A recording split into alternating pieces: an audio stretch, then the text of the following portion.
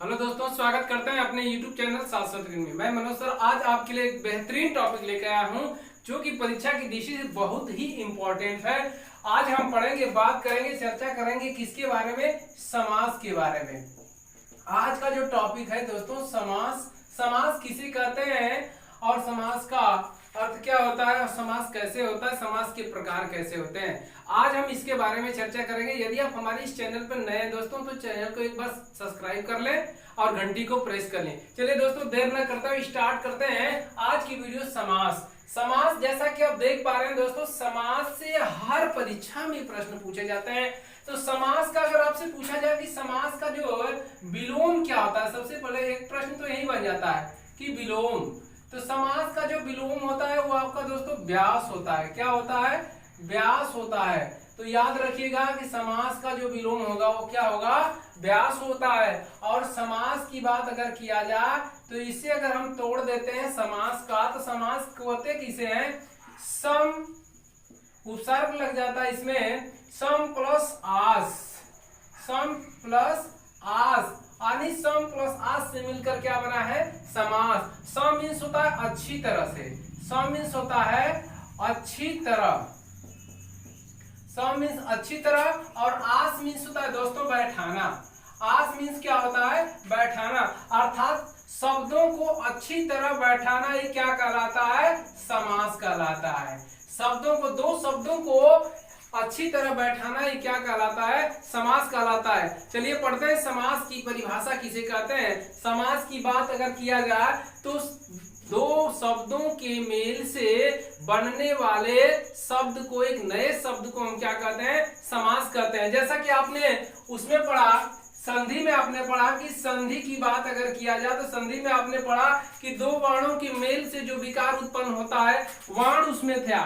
उसमें क्या था? वर्ण की बात की गई थी कि दो वर्णों के मेल से अगर एक पहला वर्ण प्लस दूसरा वर्ण के मेल से जो विकार उत्पन्न होता था उसे हम संधि कहते थे। लेकिन समास की बात किया जाए तो समास में होता है पहला शब्द प्लस दूसरा शब्द, यानी कि शब्द प्लस शब्द, शब्द प्लस शब्द के मेल से जो नया शब्द बनता है, नया शब्द जो बनेगा उसे ही हम क्या कहेंगे? समास कहते हैं। चलिए दोस्तों, परिभाषा के साथ पढ़ते हैं कि समास की परिभाषा क्या होती है।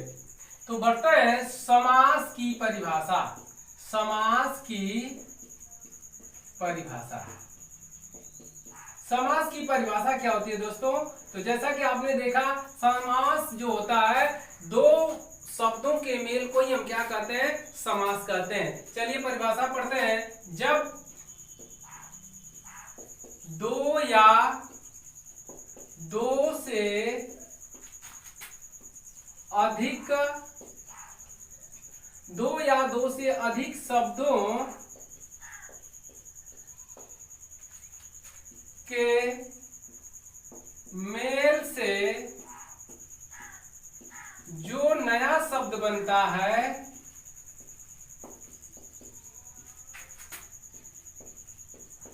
जो नया शब्द बनता है उसे ही हम क्या कहते हैं? समास कहते हैं। उसे ही समास कहते हैं। कह रहा है, एक बार और परिभाषा पढ़ते हैं। जब दो या दो से अधिक शब्दों के मेल से जो नया शब्द, कैसा? जो नया शब्द बनता है उसे ही हम समास कहते हैं। जैसे हम ले लेते हैं कमल। कमल एक हमारा शब्द है, दूसरा हमारा एक शब्द है नयन। कमल और नयन ये भी शब्द है और ये भी शब्द है। ये दो शब्दों को जब हम जोड़ देंगे, एक तीसरा अर्थात दूसरा शब्द, नया शब्द बन जाएगा कमल नयन। कमल नयन, ये एक नया शब्द बन गया कमल नयन। अगर आपसे पूछा जाए कि कमल नयन में कौन समास है तो ये कर्मधारय समास है। तो इससे एक नया जो शब्द बन रहा है वो हमारा क्या कहलाएगा? समास कहलाता है। तो चलिए एक और उदाहरण लेते हैं। रसोई घर, एक हमारा रसोई शब्द है, दूसरा हमारा शब्द घर है। इस शब्दों से हम मिलाकर बना देंगे रसोई घर। अगर एक और उदाहरण लेते हैं, राज प्लस कुमार। अर्थात राजा, कुमार मीन्स क्या होता है, पुत्र होता है। राजकुमार अर्थात राजा का पुत्र कहा जाता है, अर्थात राजकुमार, राजकुमार। तो आपने देखा दोस्तों कि दो या दो से अधिक शब्दों को हमने क्या किया, दो से अधिक शब्दों को हमको मेल से जो उत्पन्न हो रहा है, अर्थात जो नया शब्द बन रहा है, उसे ही हम क्या कहते हैं, समास कहते हैं। और जैसा देखा आपने कमल प्लस नयन, कमल नयन शब्द, ये दोनों क्या है, शब्द हैं। रसोई प्लस घर, एक नया शब्द बन गया रसोई घर। राजकुमार, राजा का कुमार था राजकुमार। इस तरह से ये समास की परिभाषा है, या दो शब्दों के मेल को हम क्या कहते हैं, समास कहते हैं। चलिए समास के भेद को पढ़ लेते हैं, समास के कितने भेद होते हैं। चलिए दोस्तों पढ़ लेते हैं समास के भेद, या समास के प्रकार की बात किया जाए कि समास कितने प्रकार के होते हैं।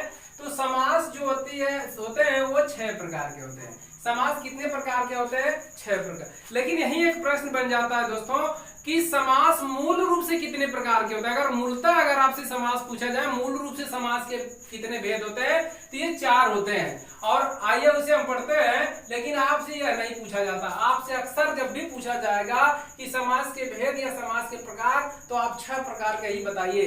यही आपसे बार बार प्रश्न किया जाता है, 6 प्रकार के ही बारे में पूछा जाता है। तो चलिए समास के भेद में पढ़ते हैं। पहला जो होता है हमारा,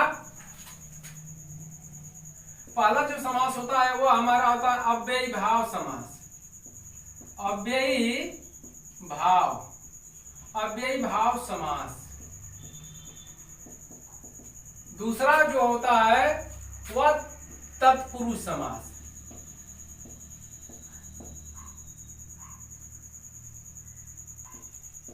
तत्पुरुष समास। और तीसरा जो होता है वह द्वंद्व समास। और चौथा जो होता है दोस्तों वह हमारा होता है बहुब्रीहि समास।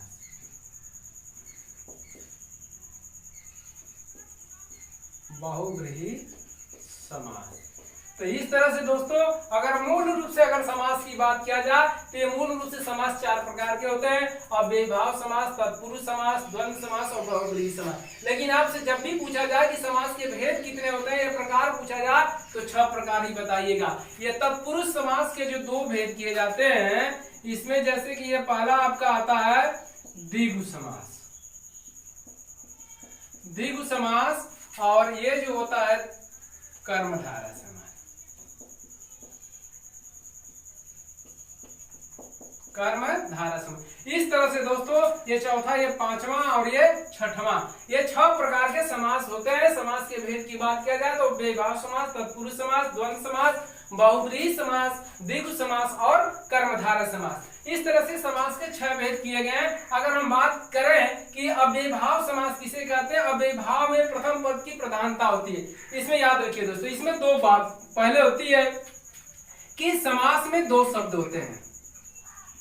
ये 2 शब्द से मिलकर बनता है हमारा क्या, एक नया शब्द समास। अर्थात इसे हम कहते हैं पूर्व पद कहते हैं, पूर्व पद, और दूसरे पद को हम कहते हैं उत्तर पद। तो जब भी समास होता है तो पूर्व पद और उत्तर पद की ही बात की जाती है। तो इसमें क्या होता है अव्ययीभाव समास में कि पूर्व पद की क्या होती है, प्रधानता होती है। इसमें पूर्व पद क्या होता है, प्रधान होता है। अर्थात प्रधानता के साथ साथ ये अव्यय होते हैं। क्या होते हैं, अव्यय होते हैं। और अव्यय होने के कारण ये समस्त पद को, अर्थात ये जो शब्द प्लस शब्द, अर्थात हमारा अगर जो कमल और इससे एक नया शब्द, इसे शब्द मिला दिया नयन, इससे जो बना कमल नयन, तो ये जो हमारा शब्द हुआ यही हमारा क्या कहलाता है, समस्त पद कहलाता है। समस्त पद। अगर आपसे पूछा जाए कि समस्त पद किसे कहते हैं, तो 2 शब्दों से मिलने से जो नया शब्द बनता है उसे ही समासिक पद या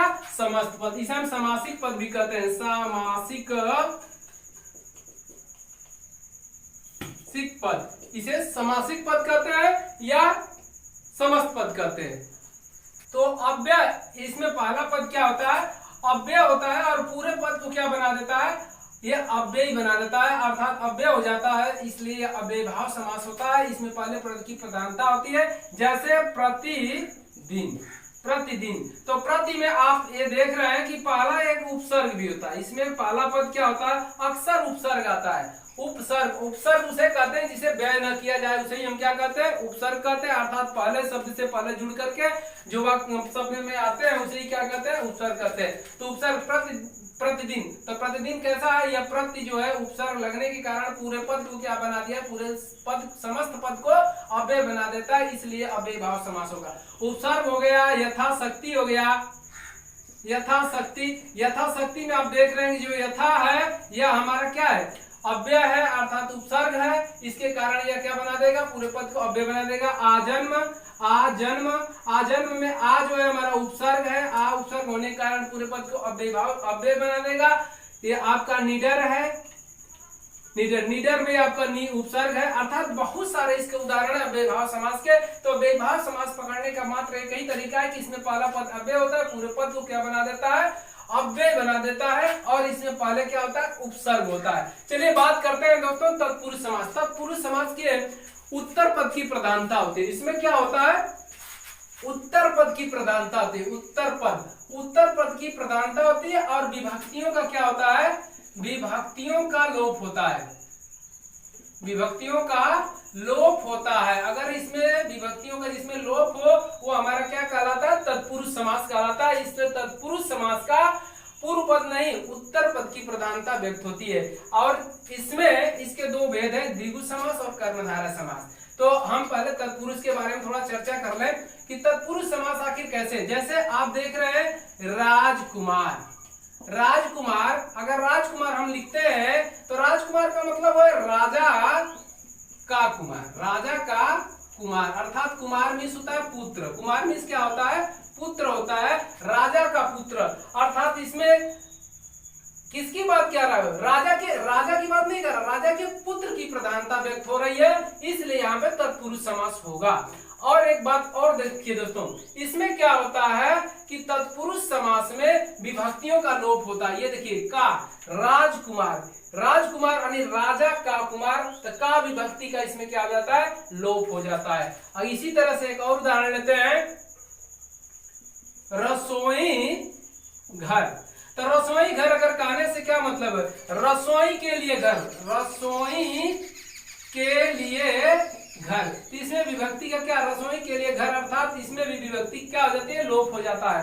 तो इस तरह से जो शब्द बनेंगे अर्थात तत्पुरुष समास के अंतर्गत आते हैं। रसोई घर, रसोई कहने से हम रसोई घर की बात अगर करते हैं तो भोजन से तात्पर्य नहीं है, सीधे उसके क्या मतलब, घर से, घर की प्रधानता को व्यक्त कर, अर्थात उत्तर पद की बात कर रहा है, अर्थात उत्तर पद प्रधान होता है, इसलिए यहाँ पे कौन सा समास होगा, तत्पुरुष समास होगा। इसके बाद हम द्वंद्व की बात करते हैं। तो द्वंद्व की जहां तक की बात है तो द्वंद्व मीन्स दो, द्वंद्व मीन्स क्या होता है, दो लोगों की अगर बात किया जाए तो वहां पे द्वंद्वात्मक समास होता है। और द्वंद्वात्मक समास में पहले जो होता है दोनों पद की प्रधानता होती है, क्या होता है, दोनों पदों की प्रधानता होती है,